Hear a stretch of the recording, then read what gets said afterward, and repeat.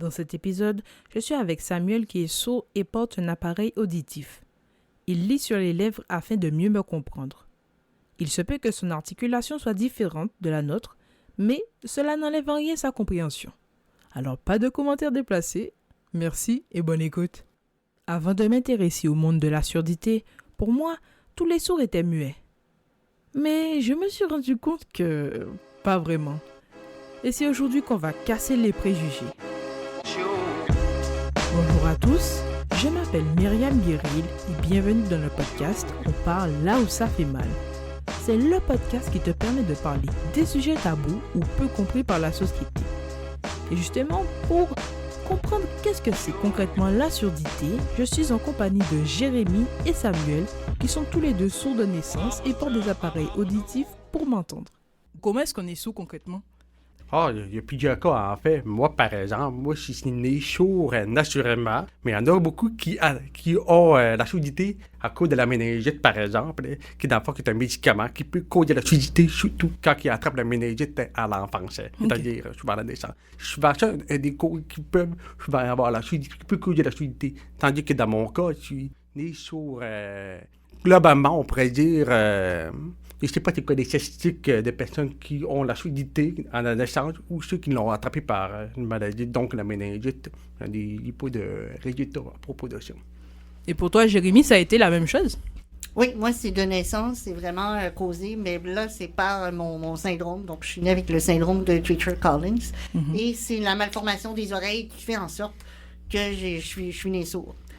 Donc, c'est une surdité qui est dite sévère. Je ne sais pas le niveau de surdité dont sévère. Moi, c'est profond. Oui, il y a plusieurs paliers de surdité. Tu as une surdité légère, moyenne, modérée. Puis après ça, tu es sévère. Puis après ça, tu as profonde. Et la surdité sévère et profonde, souvent dans les cas les plus... les plus graves de surdité, ben, le développement de la parole est encore plus difficile. Étant donné que là, ben, ça prend en plus une implantation, soit des appareils auditifs, soit un implant cochléaire, ou dans mon cas, un implant de barre.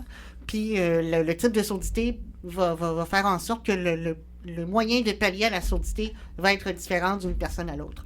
Et justement, tu parles des différents types de surdité, mais est-ce que ta surdité, elle, entre guillemets, s'aggrave avec le temps ou elle reste la même? Par exemple, si tu as une surdité légère, est-ce qu'elle peut s'aggraver en étant profonde par la suite? Oui, ça peut s'aggraver. Dans mon cas, j'avais une surdité modérée à sévère dans une oreille à l'enfance, mais avec les otites à répétition, c'est devenu une surdité très, très sévère, là, qui va jusqu'à la limite d'être de la surdité profonde. Ouais. Oui, aussi, ça m'apprend. Oui, c'est quelque chose qui peut arriver. C'est pas quelque chose qui arrive toujours, mais la surdité d'une personne peut s'aggraver avec les années. Okay. Souvent, c'est avec de la maladie. Dans mon cas, c'était les otites chroniques qui ont causé une surdité. À force d'être toujours infectée, ben, l'oreille interne devient affectée, donc l'efficacité de l'oreille est affectée. Okay. Moi, dans mon cas, vu que je suis déjà profond, je suis pratiquement au bas du niveau, au bas de l'échelle. On ne peut pas aller plus bas. Il ne peut pas aller plus bas que ça. C'est sûr que Ben, je ne savais pas que ça s'aggravait, mais je savais qu'il y avait les différents paliers de surdité. Mais on est d'un monde d'entendants majoritairement. Est-ce que c'est difficile de vivre d'un monde d'entendants? Pour vous, c'est... je suis sourd et puis... C'est pas grave, quoi. Je m'en fous. Pas au début. Vraiment pas au début. Moi, par exemple, dans mon cas, mes parents ont su que j'étais sourd à l'âge de 12 ans. Fait que ça a pris quand même beaucoup de temps. Et quand ils ont su que j'étais sourd, ils m'ont mis des appareils, c'est-à-dire je sais que je suis pas des vieilles personnes, par exemple, avec un mood. Ça fait beaucoup de bruit. C'est ça qui m'a compensé à faire des sons. Mais vu que j'avais eu un certain retard, que j'ai eu à 12 ans, de mettre des appareils, puis par la suite, devoir évoluer par la suite avec ça. Ça a été difficile, surtout quand tu rentres à l'école, surtout au primaire. C'est sûr que tu es obligé quand même de... Je dirais pas de discrimination, pas au début, mais ça peut virer à la discrimination parce qu'évidemment, les enfants, ils ne savent pas vraiment c'est quoi. Et aussi, toi, en tant qu'enfant, peut-être pas la maturité pour expliquer ça, c'est quoi. Oui. On est souvent confronté à un milieu qui est quand même hostile par rapport à ça. Est-ce que pour toi aussi, ça a été difficile à vivre? Oui, c'est quelque chose de difficile. Moi, ça a été diagnostiqué vers l'âge de 6 mois. Puis déjà, à 6 mois, on m'avait mis des appareils. Mais le problème, c'est qu'avec la forme de mes oreilles, les appareils ne tenaient pas. Puis ça sert pas à grand-chose de donner des appareils à un bébé, là. Ça a été une grosse adaptation pour les parents, mais aussi parce pour les parents qui ont un enfant sourd, c'est difficile de savoir vers où se tourner, surtout au niveau, les spécialistes sont plusieurs à avoir différents pronostics sur qu'est-ce qu'on peut faire pour l'adaptation au niveau de l'apprentissage lecture, l'apprentissage oral. C'est quelque chose de très important. Donc, quand cet apprentissage-là est compromis, il faut trouver les moyens pour pallier et pour s'adapter. Pour qu'un enfant apprenne à parler, on le sait, les études l'ont démontré, il faut qu'il entende les gens parler, il faut qu'il... En fait, c'est à force de répéter que là, il peut parler. Et le fait que vous n'entendiez pas, du coup, oui, vous voyez les lèvres bouger, mais vous ne savez pas comment les sons sont produits, c'est quoi qui sort de la bouche. Donc, cette école, ça a été vraiment quelque chose de bénéfique pour vous. Et comment les cours se passaient concrètement? Est-ce que... à part des cours de français et tout, vous aviez des cours plus spécialisés pour vous former comme tu disais, d'orthophonie pour savoir faire les sons correctement et tout? Comment ça se passait un petit peu, si on peut dire une journée typique un peu? Et l'avantage de cette école-là, comme vous dites au début, c'est les classes très, très, très réduites. On n'est pas plus que 3 à 4 élèves par classe. Ça peut aller à 5-6, tout dépendant des paliers, mais pour ce qui est des classes de maternelle, première année, les années sont vraiment cruciales dans l'apprentissage de la lecture, dans l'apprentissage de l'écriture. Les groupes étaient très réduits.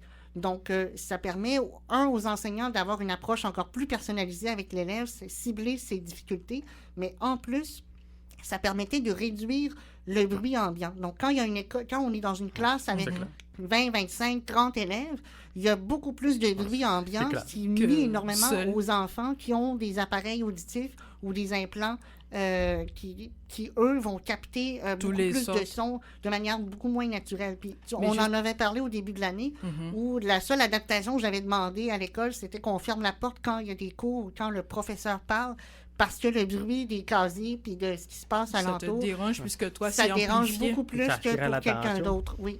Mais en plus, je pensais dans la l'oxyne labiale, et c'est beaucoup plus que l'audition. Fait qu'il fallait qu'il y ait les lèvres profs, et puis les profs, quand ils tournent de bord pour écrire au tableau, ben ils ne voient plus les lèvres, puis ils continuent à parler en écrivant. Je ne comprenais rien. En plus des questions des élèves qui posent en arrière, parce qu'il fallait que tout le temps me tourne la tête. Ouais, et ça, justement, c'est vrai. Les profs étaient face à vous tout le temps, ils se retournaient jamais pour écrire des choses au tableau. Oui, ils se retournaient, c'est juste que la seule adaptation, c'est que tu peux pas parler quand tu parles, tu peux pas parler quand tu as le tableau devant toi. Pour plusieurs enfants, puis même à l'époque où j'étais étudiant à l'école oraliste, le professeur pouvait pas parler en même temps d'écrire au tableau. Ça, c'est quand même quelque chose de très important parce que la lecture labiale, c'est ce qu'il y a de plus important dans le développement d'une personne sourde. Pour apprendre à parler, c'est d'être capable de voir les lèvres bouger. Parce que le son n'est pas toujours bon, puis souvent, c'est pas toujours à cause de l'appareillage, mais c'est aussi à cause de l'environnement. Oui, l'environnement. Et l'environnement est adapté dans les classes de l'école oraliste. Et ça, c'est de la maternelle jusqu'au... Maintenant, ils offrent les cours de secondaire 1 et 2. Peut-être un peu de... 3. Maintenant, oui, secondaire 3. Donc, peu importe le niveau que l'élève arrive, ben, l'environnement va être adapté à ses besoins. Et donc, en plus des cours de français, de mathématiques, vous aviez ces cours de lecture labiale, ces cours C'est pas des cours de lecture labiale, ça se fait automatiquement. OK, tout seul. Okay. C'est les enseignants n'ont pas besoin de nous montrer comment faire. L'enfant qui naît avec un problème auditif va développer automatiquement le réflexe, puis même puis moi, je l'ai perdu avec les années, là, parce que j'utilise plus ça, mais quand tu apprends, quand j'étais enfant, je me souviens que je pouvais lire n'importe quelle personne parler sur les lèvres. Okay. Ça, c'était à 100%. Depuis que tu es petit, et puis c'est resté, ça reste, si tu continues à le pratiquer, du coup, une habitude, par exemple pour toi. Non, c'est clair. Puis, moi, je ne savais pas que tu avais perdu les réflexes avec le temps à la suite de la Fait que, dans le fond, les appareils devenaient de plus en plus performants. Tu entendais de mieux en mieux. Oui, bien, les implants que j'ai eus, oui, sont devenus de plus en plus performants, mais c'est aussi le fait d'être dans un milieu d'entendants. J'ai toujours été à l'école oraliste, donc contrairement à toi qui est allé à l'école publique avant, moi, je suis rentrée à 2 ans et demi à l'école oraliste. Donc, tu as connu J'avais que ça. normalement, j'étais d'âge préscolaire, même avant préscolaire. Puis ça a été très important de me rentrer là parce que le développement de la parole était absent complètement. Puis c'est grâce à l'école que le développement de la parole et aussi l'implantation, il ne faut pas oublier. Voilà, là. justement, c'est ce que j'allais en venir. Oui, le fait d'avoir Puisque- les aides auditives, c'est aussi crucial. là. Il n'y a pas juste le travail de l'école. Le travail de l'école puis les aides auditives, c'est complémentaire. Ça va ensemble. C'est complètement ça. Justement, c'est ce que j'allais dire, puisque oui, vous êtes allé à l'école, mais les laryngologistes, voilà, ben, ils ont créé des appareils pour vous permettre d'entendre, mais j'ai remarqué qu'il y en avait différents types, l'implant corélaire, Cochléaire. cochléaire inventé, et la prothèse auditive classique, ça c'est plus, de ce que j'ai lu, c'était plus pour les malentendants ou ceux qui avaient une surdité légère. Légère et modérée aussi. on Ok, peut dire, ouais. ok. Et vous avez quel type, puisque quand on en parlait tout à l'heure là, vous aviez tous les deux pas le même type d'appareil. Moi, mon implant, c'est un implant cochléaire, Mhm. comme vous le disiez tantôt. Et moi, il l'ai eu à 11 ans. Il l'ai eu très, très, très tard. Parce que normalement, on devrait se faire implanter beaucoup plus tôt pour faciliter le développement de la personne au niveau auditif. Moi, il l'ai eu beaucoup plus tard. Puisque, pourquoi? Ben, je sais pas pourquoi. Ils ont tardé. Mais alors, comme on a retardé du temps qu'on a pu savoir que c'était possible pour moi d'avoir un appareil, Ok. à condition que je me mette beaucoup là-dessus. C'est-à-dire, pratique audiologiste, pratique labiale, avec l'orthophoniste, c'est tout des travaux qui doivent prendre tout le bout de 1 an en même temps que l'école. Mhm. Quand j'ai dit il y a 11 ans, mais ça a été les jours et la nuit, parce que quand j'ai eu l'implant, la première fois, quand on m'a implanté, on m'appelait, mais c'était mon nom qu'on m'appelait, puis je ne reconnaissais pas le son. Fait que, imagine le retard que je devais me rattraper là-dedans. Ça m'a pris 1 an. Jour pour oui. jour, audiologie, orthophonie, en plus de l'école. Puis tu étais stimulé tout le temps, puisque pour toi, c'est presque tous les jours nouveaux, tu entends des nouveaux mots, et donc tu dois en plus continuer à t'adapter avec ton appareil et faire l'école. Ça devait être un très, très grand défi. C'était une grosse année. Ouais. C'était une très grosse année. Puis mon articulation a beaucoup amélioré parce que j'entendais de mieux en mieux. Mais je trouve que c'était comme trop tard aussi, parce que je suis encore à l'étude labiale encore. J'entends, mais il y a encore tout le temps sur les lèvres, par réflexe. Mais s'il y avait eu l'implant plus tôt, peut-être que j'aurais pas eu besoin d'aider sur les lèvres. J'aurais été capable de parler par téléphone. Il y a plusieurs facteurs qui expliquent ça, mais on va dire... je suis pas content d'avoir l'implant, parce que c'est ça qui m'a permis d'aller à l'école secondaire régulier avec les élèves attendants. Puis j'ai continué mon parcours à l'université sans problème. OK. Donc, si on t'appelle au téléphone normal, toi, tu préfères Par visio? FaceTime. OK, ouais. Parce que je suis allé chez la bière par FaceTime, je vais aller chez les lèvres. Je m'entends quand même, qu'on me dit, mais je suis pas sûr. Fait qu'il y a besoin de confirmation. Fait qu'en lisant sur les lèvres, ça C'est me pas tant confirme que que le message t'entends est clair. pas. C'est pas tant que tu n'entends pas, mais c'est le fait que tu as une insécurité Ah, par c'est clair, rapport à ce c'est que clair. tu n'es comme pas sûr. Puis c'est vrai que ça, c'est quelque chose qu'on parle pas beaucoup entre personnes sourdes. C'est l'insécurité qui se développe quand tu es avec des personnes entendantes. Comme c'est quand clair. on était à l'école oraliste, on pouvait switcher de parler oralement à parler avec le langage, La langue La lexique lexico-labiale. québécois. Ah, Mais là Donc- aussi, l'expression, on est très expressif en général. oui, c'est vrai. Mais j'entendais beaucoup moins. Fait que c'est une adaptation par rapport à ça pour communiquer avec eux autres aussi. Surtout C'est quand vrai. je vais dans l'école secondaire, régulier avec tout le monde. Jérémy, toi, c'est quel type d'implant que tu as? Moi, c'est différent. C'est vraiment... c'est un implant qui fonctionne par vibration osseuse. Donc, c'est le BAHA, Bone and Cord Hearing Aid. Ça marche par une vis en titane d'à peu près quelques millimètres qui est implantée dans l'os du crâne et la petite boîte, elle va aller chercher la vibration pour la transmettre à l'oreille interne, à la place. En fait, ça fait la job de ce que les osselets devraient faire dans l'oreille externe.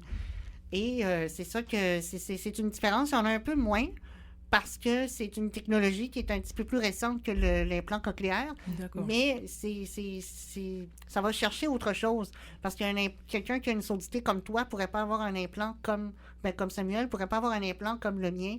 Pourquoi? Parce que le problème est vraiment au niveau de la cochlée. Donc, l'implant cochléaire va aller mettre des petites neurones dans la cochlée qui fonctionnent de manière électrique. Puis moi, dans mon cas, c'est vraiment... La cochlée marche très bien. Tout ce qui est à l'intérieur marche très bien. C'est vraiment l'extérieur qui est problématique. Donc, la façon d'aller chercher le son est différente pour chaque aide auditive. Ta cochlée, elle fonctionne. La mienne, elle fonctionne pas du tout. Dans la cochlée, tu as des spirales. Dans le fond, c'est comme des poils. Quand je reçois un son, ça bouge. Les miens sont raides. Ils bougent pas. C'est brisé, pété. La cochlée étant le petit escargot qu'on a dans l'oreille. Et il y a plein de petits poils qui, eux autres, sont censés être très amovibles et bouger par rapport au son. Et ça, c'est la stimulation de la cochlée. Et quand cette stimulation-là n'a pas lieu, bien, ça cause une surdité à un niveau très profond, souvent. Puis ben, c'est ça qui fait qu'on a besoin d'aller vraiment rentrer à l'intérieur pour mettre un implant à l'intérieur. OK, donc toi, disons, la grosse différence, c'est que c'est vraiment à l'intérieur qui est ton appareil auditif. Non, pour Samuel, c'est vraiment à l'intérieur. Donc, la technologie, vraiment, ça se fait vraiment plus à l'intérieur. Vu que tout est mort, c'est brisé, donc il faut aller chercher le son plus en profondeur, on va dire. Exactement. Dans mon cas, mais tout ce qui est dans l'oreille interne fonctionne normalement.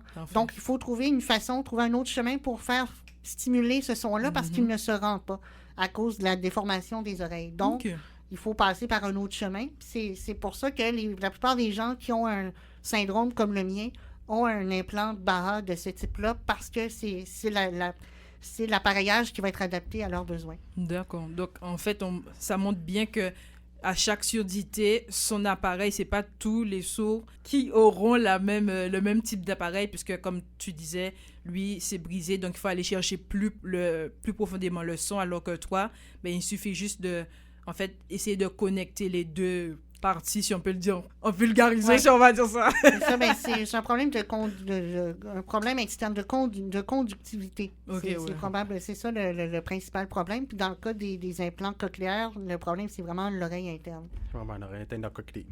Mais je peux apprendre des affaires. Ben, nous, en tant qu'entendants, on a tendance à considérer la surdité comme un handicap. Mais est-ce que pour vous, c'est un handicap ou... C'est une bonne question parce que depuis le début, ça a fait la tolérance par rapport à l'interprétation d'un handicap qui change avec le temps. Et comme au début, pour moi, c'était vraiment un gros handicap. Parce que probablement, un, j'entendais pas très bien. Puis deux, ben, la communication est très difficile. Puis trois, ben, pour entrer à l'école, puis tu poses plein de questions. Parce que si j'ai la misère à comprendre à l'école, comment ça va me ressembler au milieu du travail, comment ça va ressembler avec l'avenir, avoir une blonde. C'est toutes des questions que je me pose. Là, c'est un méchant handicap, ça me bloque à tous les niveaux. Mais c'est quand tu vieillis, tu t'adaptes. Je canalise tes frustrations en fonction. Si t'as début moi, j'ai un handicap. J'ai dit que par moment, des fois, ça devient un handicap parce que des fois, on m'appelle. Puis je sais même pas c'est qui m'appelle. C'est là qu'il prend conscience. Il dit, oui, c'est vrai, je suis malentendant. Mais dans la vie de tous les jours, je vois à peine. Puis, quand tout le monde comprend c'est quoi mon handicap, j'ai pris le temps d'expliquer, c'est moins pire. Mais c'est par moment dans la journée, je dis, crime, là, c'est un handicap parce qu'on vient m'appeler pour demander. Pour me demander quelque chose, puis c'est même pas qui, ou quelqu'un qui me parle, puis quelqu'un de grosse barbe, puis je comprends absolument rien, parce qu'il lit chez les lèvres.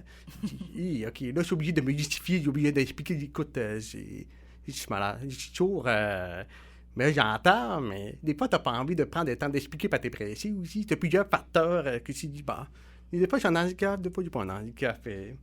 Mais globalement, ici, il y a un handicap, mais ça dépend vraiment de ce qui se passe dans le quotidien. De la situation, ouais.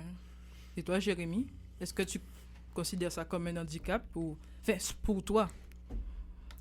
Oui, moi, je le vois comme un handicap, même si ça ne m'affecte pas nécessairement au niveau du téléphone, mais c'est des fois, je me vois limitée dans ce que je peux faire. Donc, comme quand je suis ici au collège, ben, ne pas entendre la musique ou ne pas entendre le son au bon moment ou d'avoir quelque chose de très imperceptible, ça fait en sorte que je me sens limitée dans mon champ d'action. Pas mal à plusieurs reprises.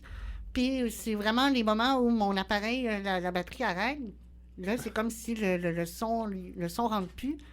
Puis là, c'est là que je me sens limitée parce que j'ai plus d'interaction. Zéro. C'est clair. Hein? Surtout que ça arrête de fonctionner. Puis là, t'as oublié ta batterie. Ça part mal ta journée aussi. Ça fait comme si tu es mis dans un monde un peu à part, puisque là, tu faisais partie des entendants et quand ta batterie arrête, t'es exclu Ben, puisque tu n'entends pas, ben... Puis ça fait comme une coupure. Puis Ouais. OK, ouais. Là, Et mais globalement, comme je vous dire à la question, quand j'y réfléchis, c'est un handicap, mais c'est un handicap que j'accepte. C'est ça la différence, comparé à avant. Mais ça fait partie du cheminement accepté. Les gens veulent souvent cacher leurs appareils ou leurs implants. Puis moi, je me dis, ben, une personne qui peut pas marcher, qui est en chaise roulante, elle peut pas cacher sa chaise roulante. Non, Ça fait partie de sa réalité. Puis je pense que un appareil, un implant, c'est ce qui te permet de fonctionner normalement. Puis tu devrais pas à avoir honte de ça parce que c'est merveilleux. C'est ce qui te permet de t'adapter. Donc, c'est... Mais le plus difficile, c'est parce que c'est un handicap qui n'est pas visible. C'est vrai. C'est ça les pires handicaps, les handicaps invisibles. Ça, je suis totalement C'est d'accord pas avec toi. visible. Les gens, quand ils te parlent, mais là, tu réponds très bien, parce qu'on parle quand même très bien, puis on communique très bien. Si les gens se rendent compte, ils deviennent comme, OK, bon, finalement, c'est pas si pire. Mais là, c'est un homme qui arrive, une autre personne qui parle.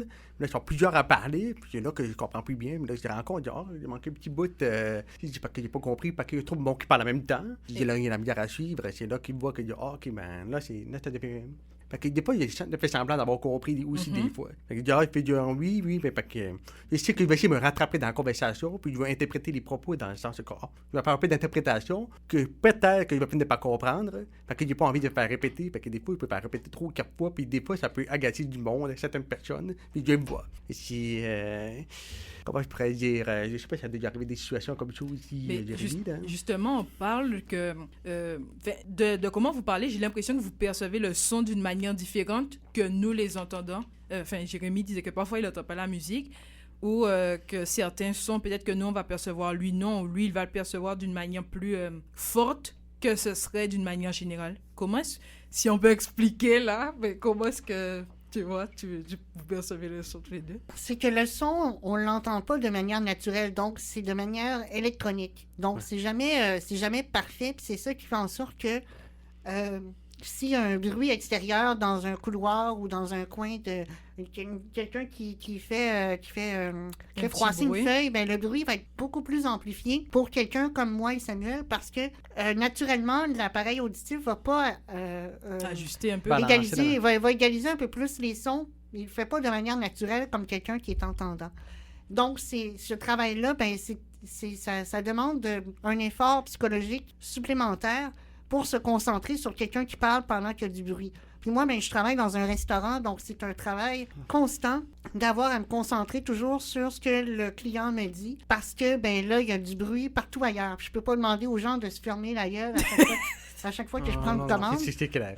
Ouais, Donc, c'est un travail qui est constant, que de se concentrer sur le son, se concentrer sur le professeur, se concentrer sur la personne qui parle dans une rencontre, une réunion, les débriefs, tout ça au travail, à la radio aussi, ça demande un travail supplémentaire. Puis ça, ben, ça paraît pas ce qu'on fait, nous, dans notre tête, puis ce qu'on fait comme travail par rapport aux personnes entendantes. C'est ça qui... C'est invisible. Ça paraît Ce pas, travail-là c'est est invisible, invisible. justement. Mais est-ce que justement, à la fin de la journée, soit après une journée de travail ou d'école, où vous êtes complètement lessivé, complètement fatigué à cause de tous ces sons que vous devez ajuster? Ça, c'est un fait.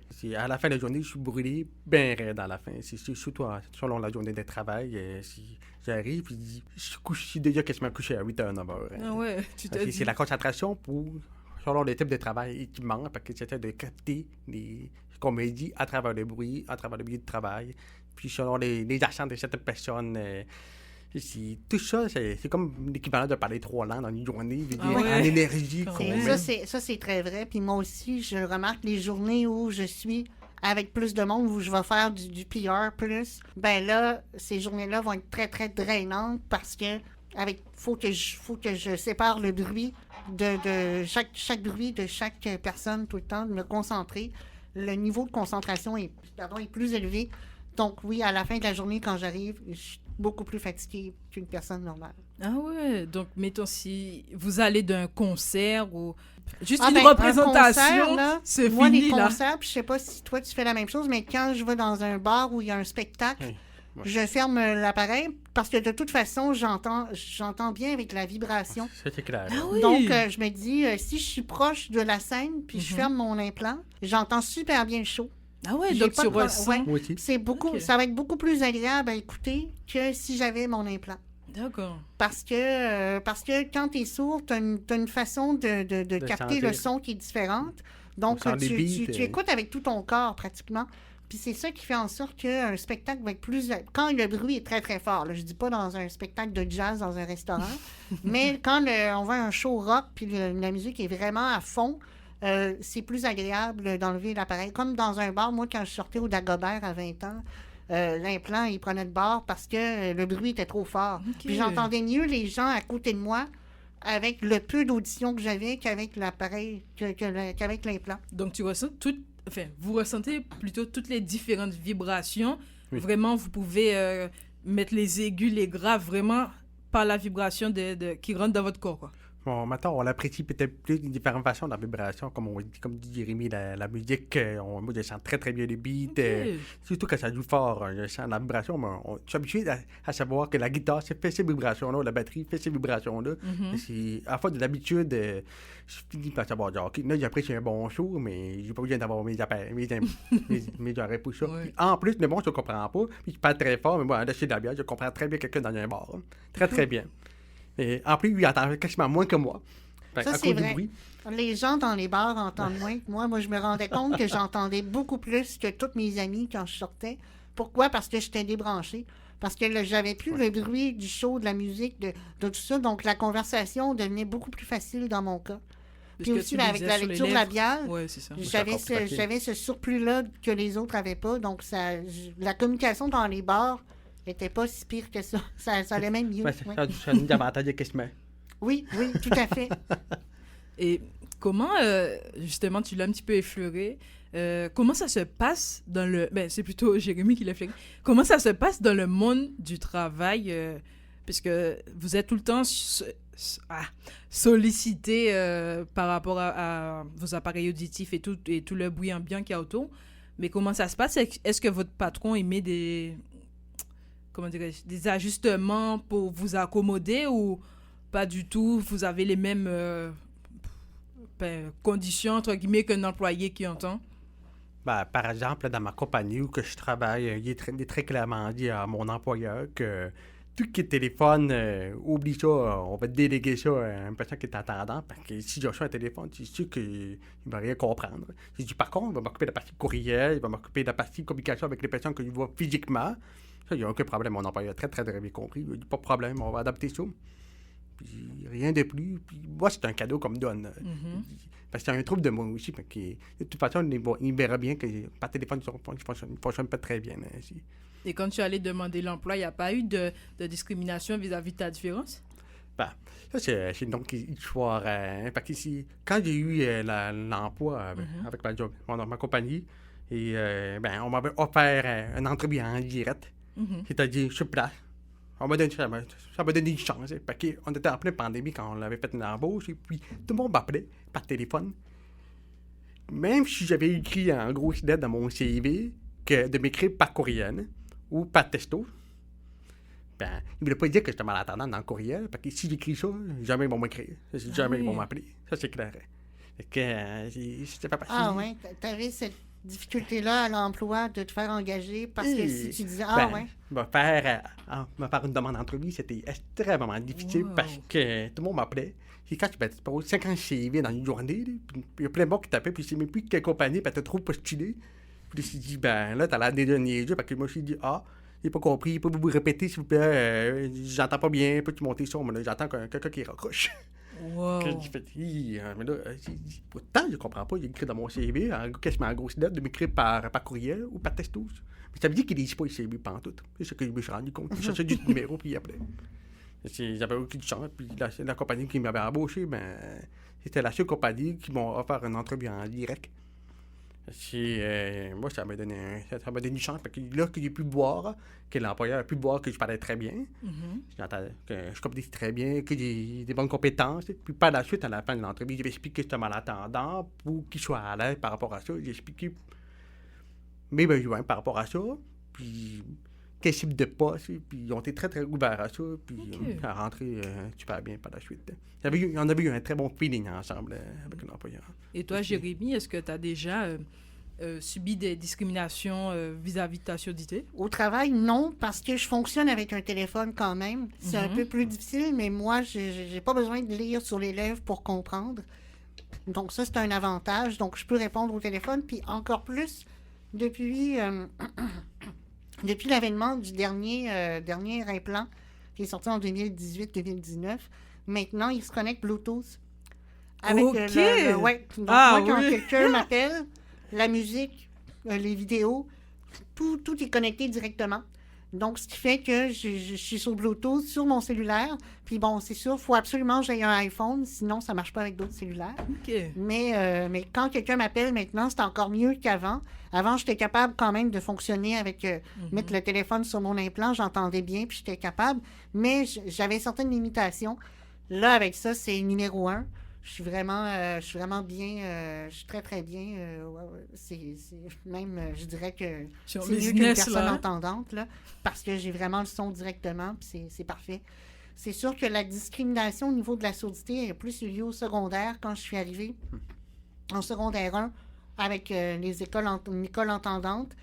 Moi, je suis allée à Cardinal-Roy en théâtre-études, donc c'est une école avec ils demandaient des grosses notes pour accéder au programme.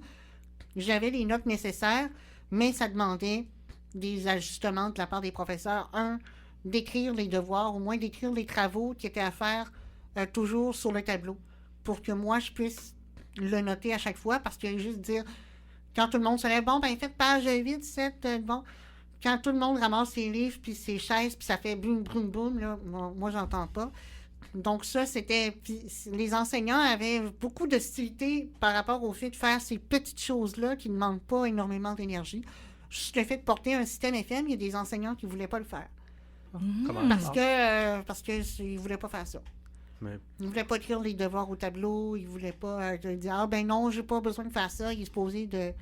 S'il est capable, ouais, il y avait beaucoup d'hostilité au début, puis ça a pris plusieurs plans d'intervention à l'école où j'étais pour que les enseignants soient obligés par la direction d'adapter Mais c'est n'importe certaines quoi. choses. Puis c'est pas des... On ne demande pas la lune, là. C'est Clairement. certaines choses qui étaient à changer. Puis ça a été très difficile au niveau, surtout des enseignants. Puis là, il y a toutes les histoires qui ont eu lieu avec ça au secondaire. Je vous épargne les détails, là, mais je pourrais faire un podcast au complet là-dessus. Mais c'est vrai que certains enseignants avaient une certaine... une gêne avec tout. étaient récalcitrants à adapter. Alors que ça ne demande pas tant d'effort de prendre un crayon, t'écris, lire page, t'entends. Ça te prend pas 1 minute, même pas 30 secondes, en fait. Ben, même pas de C'est quoi l'écrire ça? dans mon cahier, mais de l'écrire au tableau à chaque fois. De prendre cette habitude-là. Puis pas juste pour les personnes comme moi, mais pour tout le monde, je pense que d'écrire le devoir, ça fait en sorte que c'est sûr, il est écrit, tu peux pas le manquer. Devoir, page, telle page à telle page pour mardi prochain. Ben, c'est pas compliqué. Puis même pour les personnes non entendantes, c'est très bien. Donc, c'est des choses comme ça que je remarquais que on se dit, ah ben là, lui il est sourd, pourquoi que je ferais ça pour lui, tu sais?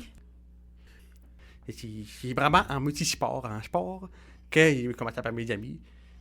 Oui, j'entendais pas bien tout le monde, mais j'avais quand même des habiletés en sport. C'était très sportif. Fait que c'est là que j'ai rencontré mes amis. Ils ont vu que j'avais d'autres habiletés à part mon handicap. Puis Est-ce que vous pensez qu'on a un travail de société à faire vis-à-vis des sourds? à travers la société, non. C'est plus à moi de m'adapter à la société. Exactement. Puis c'est ce que je pense aussi. C'est pas à la société de s'adapter à nous. Non. C'est à nous de faire les efforts pour s'adapter à la société, parce que la société ne s'adaptera jamais à 1%, même moins de 1% de la population qui est sourde ou malentendante. C'est pas réaliste de penser ça. Puis je pense que ce qui devrait être fait, c'est davantage d'informations sur c'est quoi la surdité, quels sont les différents types de surdité, puis c'est quoi les adaptations qui sont minimes, mais qui peuvent se faire dans les milieux de travail, dans le milieu scolaire, Au niveau de la pour faire en sorte conscientisation. d'intégrer et de permettre à des enfants, des jeunes sourds de s'intégrer à la vie en société, plutôt que de les séparer à partir de l'enfance jusqu'à Ouais, tout à fait d'accord. pour leur dire. Donc, c'est plate, mais c'est un travail qui est à faire, puis ça va un peu à l'encontre de la mentalité de tout le monde doit s'adapter aux réalités d'une minorité, mais malheureusement, c'est à nous. On est né comme ça, mais le travail est possible, puis c'est à nous de s'adapter puis à faire les premiers pas vers un mode de vie qui est oral. Donc, c'est-à-dire parler avec les autres personnes entendantes.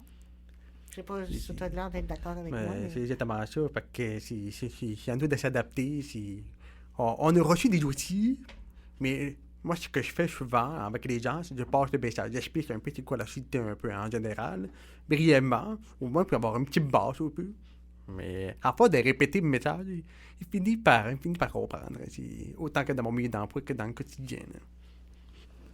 Mais en tout cas, merci d'avoir été présent pour discuter de ce sujet. Ça m'a fait apprendre beaucoup de choses que je ne savais pas et que je suis sûre que les gens qui nous écoutent ne savaient pas. Et puis, je vous remercie encore une fois d'avoir partagé vos parcours. Puis, ça fait plaisir. Ça fait plaisir. Merci à toi, Myriam. Puis, c'était Myriam. Puis, vous allez retrouver tous les liens dans la description. N'hésitez pas à vous abonner. Puis, à la prochaine.